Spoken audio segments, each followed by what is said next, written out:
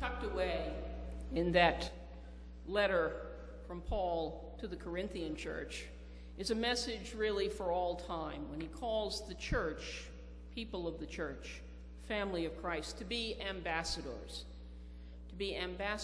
for Christ, representing the best that they have been taught, the ways in which they have been encouraged to accept each other as they have been accepted. That second verse of our hymn, which we just sang, "Teach us, O God, your lessons, as in our daily life we struggle to be human and search for hope and faith. Teach us to care for people, for all, not just for some, to love them as we find them, or as they may become." That really is the message, a message of reconciliation and reunion, of building bridges rather than separating ourselves from one another. And it is truly at the heart of the message which Jesus was sharing as he told that parable of the man who had two sons. We had a wonderful, energized rendition of that story. But I want to share with you a little context. Jesus didn't just one day decide he wanted to tell a story about a man and two sons.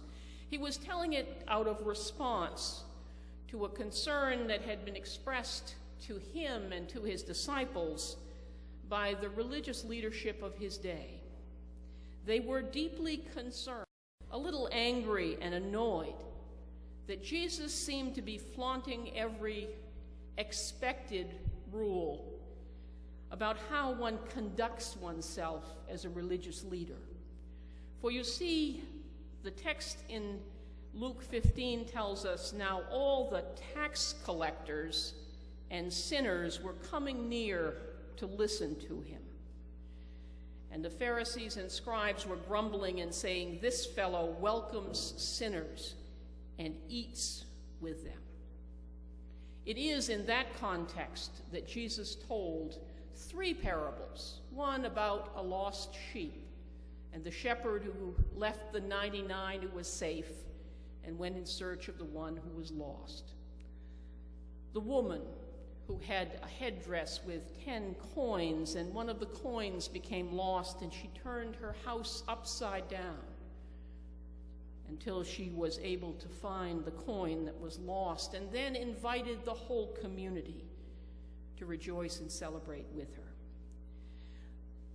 The longest parable, the story we heard this morning, is that story of a father with two sons. We know that Jesus was kind of conveying that God is like that father, a father who loves, who deeply loves his two sons. And that younger son doesn't give us a lot to be proud of. He was not a good son in the culture of Jesus' day, and his behavior was in many ways reprehensible. He essentially, by asking for his inheritance before his father had even died, was saying, "You are as good as dead to me." He was breaking not only cultural norms, but in many ways, it would appear his father's heart as well. And yet his father said, "I love you. Take what you want." And it wasn't enough that he simply took his share of the inheritance and went off to make his way in the world to do some new and exciting things, getting away from that hometown where he grew up. No, he takes the family ancestry's inheritance, its property, and he wastes it. He gambles it away. He uses it in ways that are inappropriate. And he finds his life completely unraveled. And in that moment of desperation, he begins to say, maybe if I go back and if I say, treat me like one of your servants, my father will let me work for him. He doesn't come back expecting a warm welcome. And everything would suggest that the community wasn't exactly looking to welcome him home either. He had violated the honor code. He had shamed his father. And yet, when the father just catches a glimpse of him coming towards home, when he was still, the text tells us, far off, his father runs to him. Doesn't wait for him to say, I'm sorry. Doesn't wait to hear what's been happening in his life. He simply runs to him and embraces him. And before he can barely say, I don't deserve to be treated as your son anymore, the father puts a new cloak on him, gives him a signet ring indicating he's part of the family, puts shoes on his feet, indicating he is a son and not a servant. He welcomes him home before he's ever done anything to, quote unquote, earn or deserve a welcome. And then the father throws a party.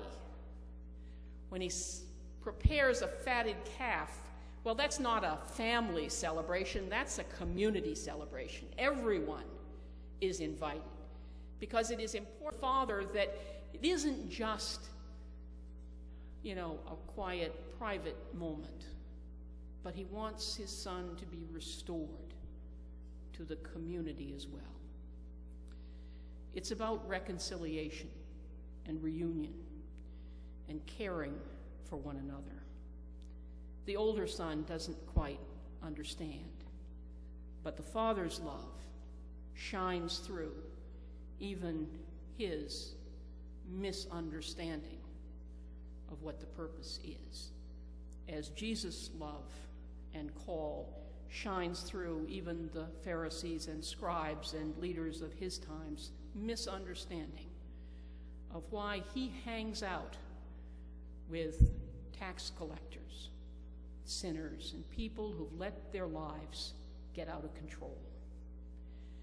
Because God's love isn't about judgment. It is about reconciliation. It is about hope and a new beginning. It is about knowing that sometimes we are lost, but that God is always searching and celebrating when we are found.